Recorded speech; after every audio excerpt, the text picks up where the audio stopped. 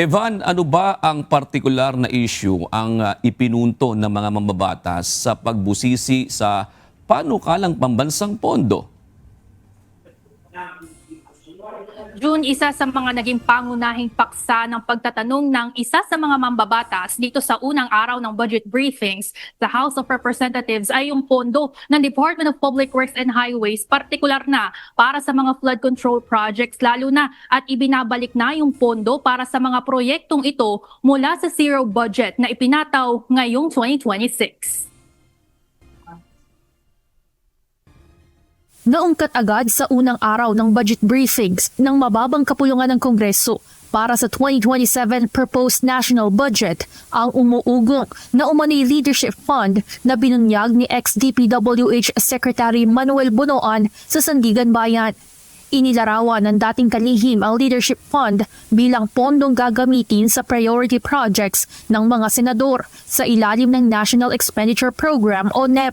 Sa isinagawang pagtatanong ni AP Teachers Party List Representative Antonio Tilio, binusisi nito ang pondo ng Department of Public Works and Highways para sa flood management program kung saan higit 49 billion pesos ang alokasyon sa DPWH Central Office. So, ako ang sasabihin ko, yan yung leadership fund na nasa central office. Okay, yamang ganon. Ang punto ko po rito ay binalik ang flood control pero dating gawi pa rin. No? Nandiyan pa rin yung mga iniintay, nakaabang para sa insertions at merong allocation na tinawag ni Bonoan na leadership funds. Itinanggi naman ng Department of Budget and Management na may leadership fund sa isinumite nilang panukalang budget. Ayon kay DBM Acting Secretary Kim Robert De Leon, ang pondong tinutukoy ng mambabatas sa DPWH Central Office ay para sa foreign assisted projects. By default po, Madam Chair or Honor, hindi lang po sa DPWH, gayon din po sa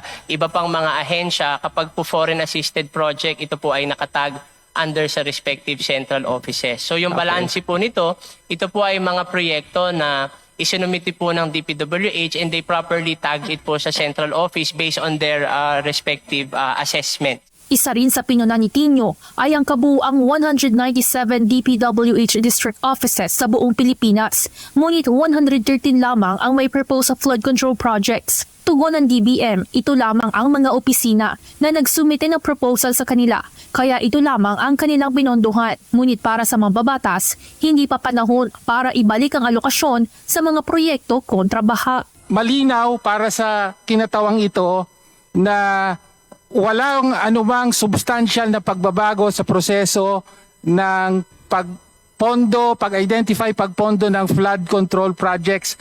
Therefore, dapat hindi pa ito ibalik sa kasalukuyang budget. Sa halip na flood control, dapat ilagay sa classrooms. 107.4 billion pesos ang ipinapanukalang pondo para sa flood control projects sa darating na 2027.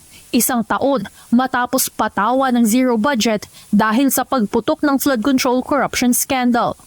Samantala, sina Votas Representative Toby Tiangco, pinuna naman ang kawalan ng pre-plenary briefing para sa panukalang pondo ng mismong House of Representatives. Ang pre-plenary briefing ay ang yugto ng pagdinig sa House Committee level. So kaya natin pinapag-submit ang bawat departamento, sasabihin nila paano nila ginastos yung pera, nakabuti ba ito sa taong bayan. Yun po ang ginagawa sa pre-plenary. So paano po kami magtatanong dito sa plenaryo kung wala naman presentation ganon? Ano, huhulaan namin kung magkano yung nagastos? Ayon kay Appropriations Committee Chairperson Nueva Ecija 1st District Representative Micaela Swansing, hindi lamang Kamara ang walang pre-plenary briefing, kundi maging ang iba ring ahensya gaya ng ibang executive offices at universities at colleges. Bagay na di nangangahulugang hindi na mabubusisi ang pondo dahil sasalang pa rin naman ito sa deliberasyon sa mismong plenaryo. Ngunit ang sagot ng chairperson hindi naman naging sapat para sa kapwa nito mambabatas. So if again the request is to have a pre-plenary for the Congress of the Philippines budget for this year, I will most definitely, the assurance that I can give at the moment is that I will submit it to the wisdom of the House leadership. Eh kung ganun pala, pwede naman palang sa plenary lang magtanong, bakit pa natin sila pinadadaan sa pre-plenary? Tapos tayo, ayaw natin idaan yung sarili natin sa pre-plenary. Pwede naman pala, di ba? Kung yun ang sagot niyo, kasi last year, ganon, yung House hindi dumaan sa pre-plenary, tapos sinagot lahat ng tanong sa plenary. Bakit lahat ng departamento pinadadaan natin tapos tayo hindi? Anong pagkakaiba? Napagdesisyon na namang marisolba sa ibang pagkakataon ng issue upang magbigay daan sa mismong paksa ng pagdinig para sa mga ahensyang nakapaloob sa Development Budget Coordination Committee o DBCC.